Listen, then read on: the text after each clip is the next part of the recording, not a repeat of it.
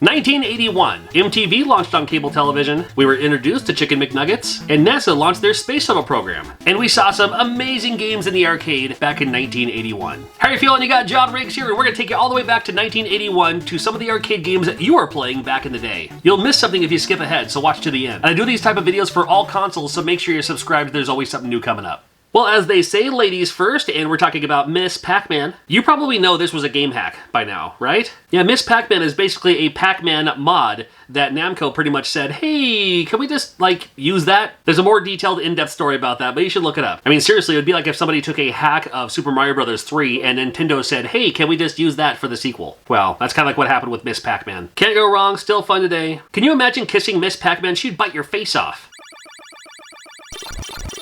From one lady to another, it's Ladybug. This one's always a fun one. Universal made some awesome arcade games back in the day, and this one plays a lot like the Pac-Man style. However, as a Ladybug, you can operate these doors, these little turnstiles the enemies cannot, so you can use those to your advantage to block them off, maybe save your skin a couple of times or two. As you keep going, more and more enemies keep on coming out of there. You gotta do what you can to collect all these things and move on to the next stage. Ladybug, fun, addicting, cutesy, love the colors in this one. Ladybug's always worth checking out. I just gotta say, Mario has always been known as Mario in the United States. And there's Mario's first name was Jumpman, or before that, Mr. Video. It's like, he's always been Mario. He's always been Mario, at least here in the United States of America. I'm sure previous versions, prototype versions, whatever. But as soon as Donkey Kong hit the arcade, he's always been Mario. And on that note, I love Donkey Kong. Don't need to talk about it too much from here. There's 4 stages you can go through. The stage will cycle through in different manners when you loop them and everything. And if you're curious, I'm playing this game on a Mr., not MAME. Frogger from Konami is a game I can play today, anytime, anywhere. I love Frogger. Still love it today. I mean, simple enough. Just cross the road, cross the pond, and you're good to go. Get in your home, man. We've seen so many new versions, like, Crossy Road comes to mind, things like that. It all started with Frogger. Played a ton of Frogger, the Atari 2600, but every time I saw it in the arcade, it was one of those games I knew I could play it for a while on 1 quarter. Because back then, arcades were quarter munchers. They wanted to steal your quarters, but with Frogger, I know I could enjoy myself for at least a decent amount of time. I'll never get sick of Frogger. Galaga is another arcade classic coming out in 1991. A new take on that Space Invaders clone. And after Space Invaders came out, there were a bazillion Space Invaders clones. This one, a new take on it though, because the enemies will drop down and try to fire at you and then go back in formation and everything. And I love the fact that at the very beginning, you can kind of shoot them out of the sky before they, form their formation to give you a little unfair advantage. Well, not really unfair advantage, but And I'm sure you probably know the trick, but if you get your ship captured, it turns into an enemy ship. That's right. Your own ship will try to attack you. However, if you can shoot the alien bug thingy that's carrying your ship, then you get them both. You get the twin shot. You do sacrifice a life by doing this, but you might last a lot longer when you have the twin shot. Galaga's a classic. Gotta love it. Scramble came out in 1981, and this was a game I remember seeing quite a bit, and my brother was a really big fan of this game himself. I think it's alright. It's a horizontal shooter. You also have a bomb that you can kind of lob down into the corner there. Odd that you need fuel, and to get fuel, you have to bomb the fuel canisters, and that's what gets you your fuel. Don't question it. This was arcade logic 1981. Can't crash into the ground. This game gets pretty crazy after a while with how you're moving and the velocity of your bomb. You have to aim it just right, target it just right. I've never got the targeting down. But Scramble's great, and it was a pretty popular game back in 1981. Not to be confused with Battle of Atlantis. Now, this is an underwater game where you're playing as a submarine, and it's literally Scramble. It's the same thing. Instead of missiles, you have mines that float to the top of the surface. You still have to get your gas and everything like that. It's just, again, if one game's doing great, make another one just like it. And I guess that's what they did with this Battle of Atlantis. Super Cobra was also a lot like Scramble, however, I enjoyed this one more. This one you play as a helicopter, same idea, shoot the things that are in the sky, drop your bombs on the fuel to get your more fuel. Yeah, again, back in the day with arcade games, they would just find whatever's popular and then make a ton of those. If you weren't from back in these days, but if you grew up in the 90s, you probably remember that with all the Street Fighter II clones. But I do like how later on, the missiles have this weird trajectory. Stuff like that. You have to squeeze through narrow things. I think I like this game better because I'm a little bit better at it. Until I know otherwise, and maybe if there's something different, you let me know in the comments. This might be the first arcade game you could continue. When you hit a certain point, if you put in another quarter, you start at the beginning of whatever level you happen to be on. Is this the first game you can continue in the arcade with a quarter? I don't know. I might have to do some research on that. All right, how about something a little bit more obscure with Armored Car? This is from Stern. Yeah, the guys who do pinball also did arcade games back in the day. And this one's, I mean, it's all right. You have to pick up the money, which is, just laying around. The dollar sign, that's your money. And every once in a while at an intersection, there'll be like arrows, and you can only go that direction. You can't go the opposite direction. You have some barricades, or sawhorses, they call them in this game. That's going to help you, like someone's on your tail. You can drop one of those, they'll crash into it. And once you have enough money, you go through the bank and you make that deposit, buddy. Pretty neat. I think it's worth checking out. You might want to check out Armored Car sometime soon.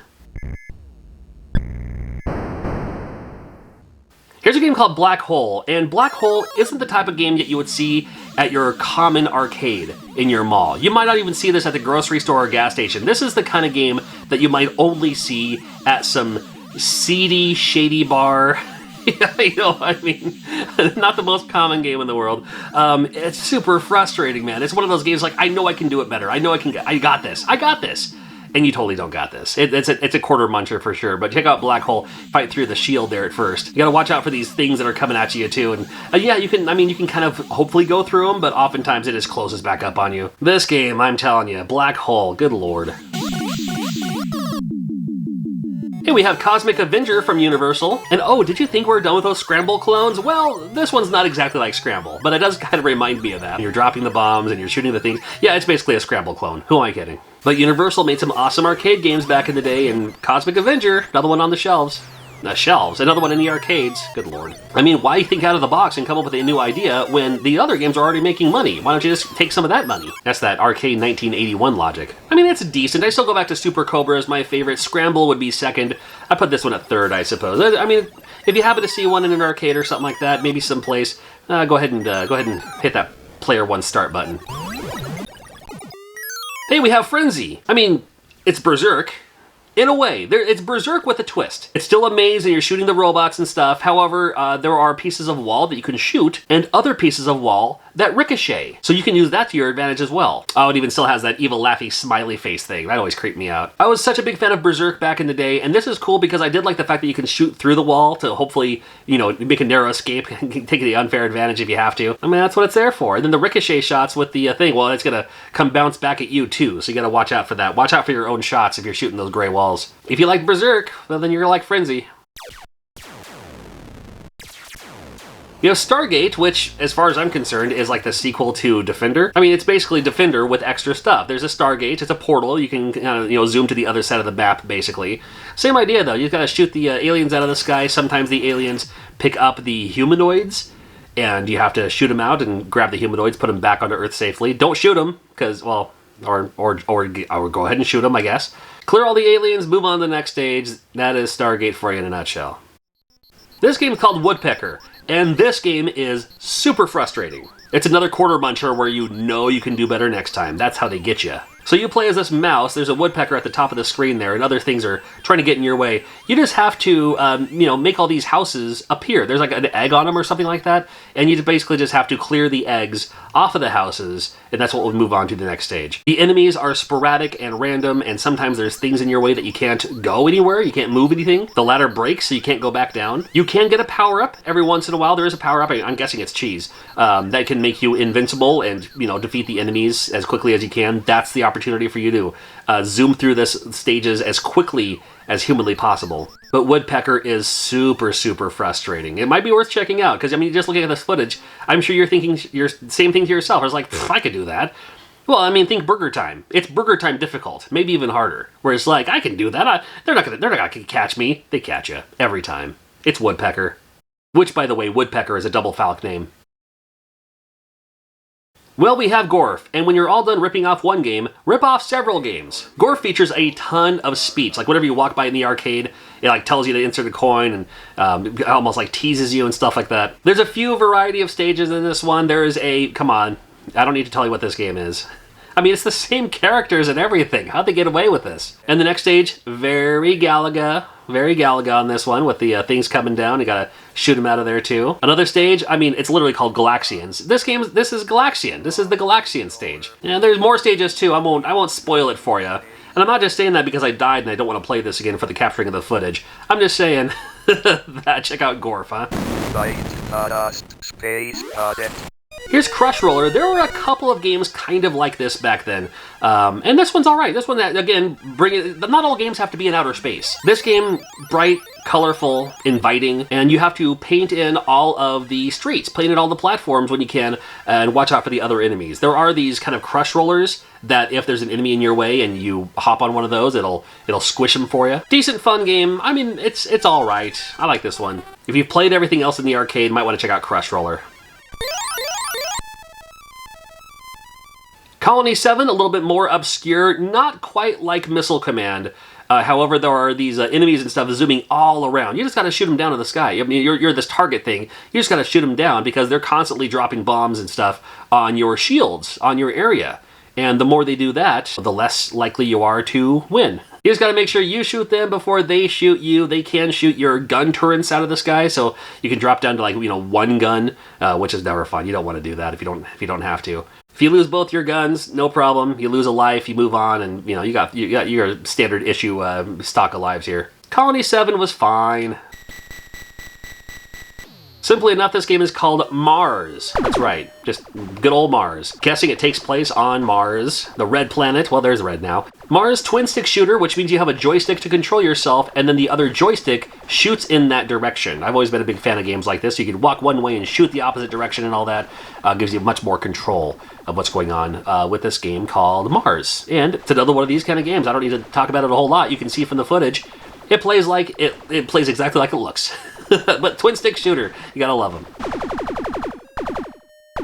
Here's a game called Turtles, and this one's cool. I wish this game had more notoriety, but it honestly doesn't, I don't think. But let me talk about Turtles just for a little bit here, because you're like the mama turtle, you gotta rescue the baby turtles, which may or may not be in these little question mark boxes. If you find one of your baby turtles, you gotta send it home, and the home pops up on one of the four corners of the screen. It's random. I believe it's random every time. There are these other guys in the way. You can drop they literally call them bombs on here, but you can drop your bomb if the turtle goes over that, makes them stupid for a second. Not all question marks have a baby turtle. Some of them have an enemy in there, so you got to watch out for that too. Get all your babies home and move on to the next stage. Or move on to the next floor, I suppose. You're going up this building. It's called Turtles, and it's fun.